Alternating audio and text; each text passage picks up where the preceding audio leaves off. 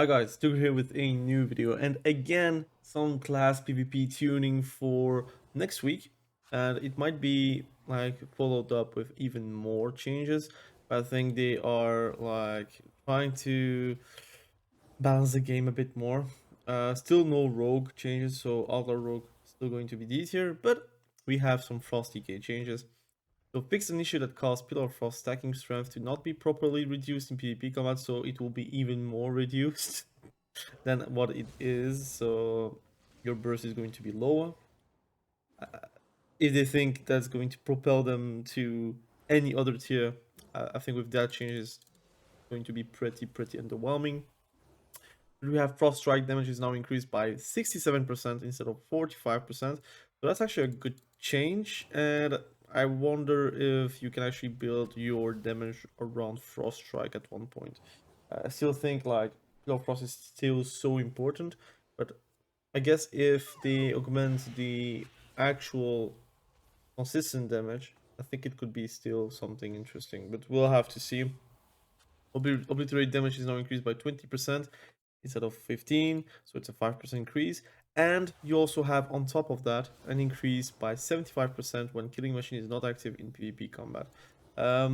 Now, about that, it can be that at one point Obliterate will do some okay damage, even whenever you don't have killing machine, and whenever you're critting, it's going to be quite similar than a killing machine proc with Obliterate.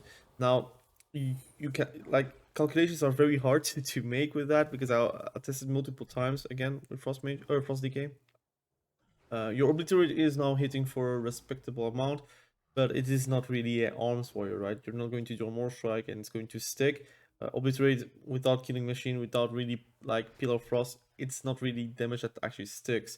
Now, if you can actually build somehow, some way, a way Frost Decay can work without Pillar of Frost, or at least with Pillar of Frost being there, but it's not like the end all by all, then it becomes like interesting. But right now, I don't think that the changes that they actually made will change anything for that.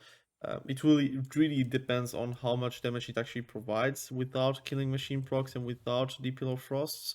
Um, but yeah, the problem is you do get killing machine procs like very easily now. Um, so it really depends on the power.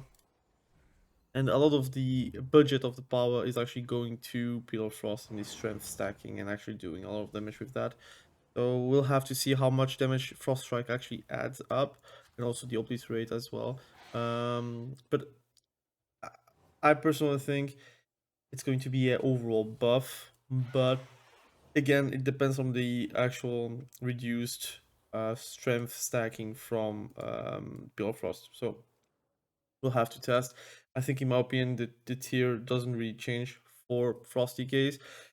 For unholy decays, though, they're saying that our damage is a bit too high, which I can maybe understand. Although we still have issues surviving, but that people do not really want a decay to survive. I guess that's all right, but it is what it is.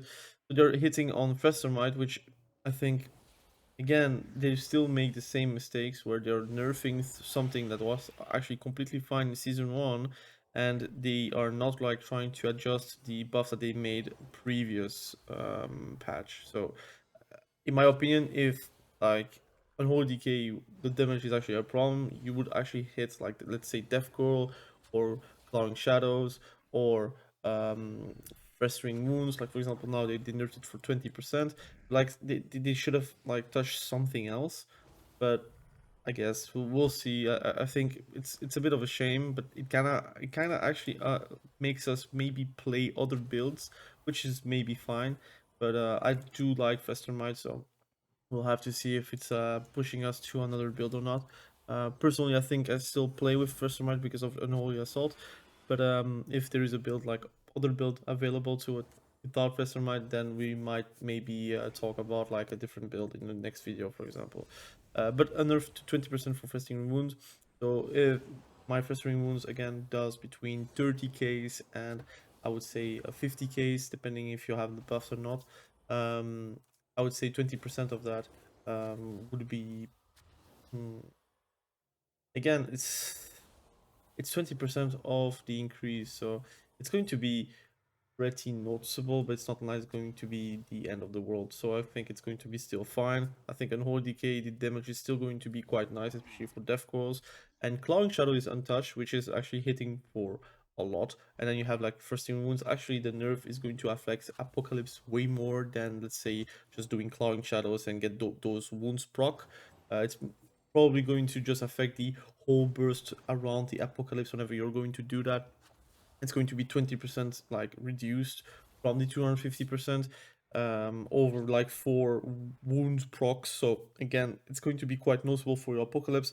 I think it will be still fine whenever you're going to do your consistent damage goes. And actually like try to kill with like clawing shadows and wounds with your, of course, your death call sudden doom proc with increased damage on clawing shadows. So again, it's going to be quite nice still, but I think they could have hit something else in Festermite.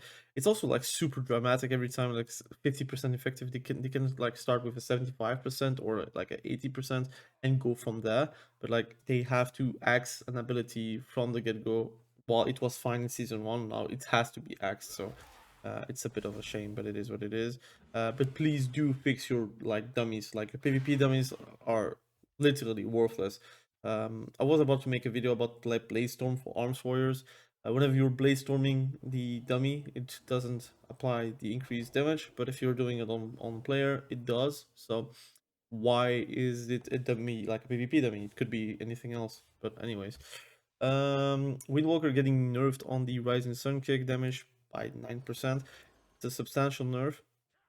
Um, it's going to be a good nerf overall, but I don't think it's like making Windwalker being like a lot worse. I think it's the whole package. Now it is feeling like your consistent damage actually is sticking, and I'm looking forward to see how they are going to react with the 9% nerf.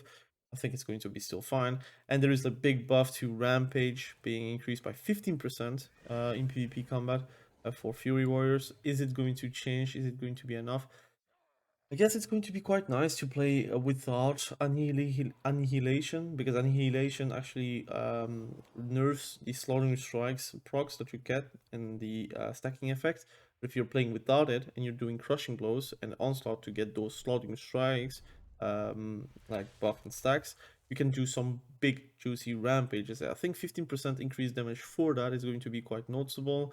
Now, is it going to be changing your build? It depends on how you're going to see it. Personally, I prefer to play without the annihilation PvP talent. So I'm looking forward to how they are going to react on it. I do think that Fury is going to be very strong with that buff. It will feel better to do Rampage, but only if you're playing without annihilation. And that's a whole problem with Fury. It always looks like a build is going to be nice, but then you have to sacrifice other talents and then you go back to the previous talents because you feel like nothing really changes overall.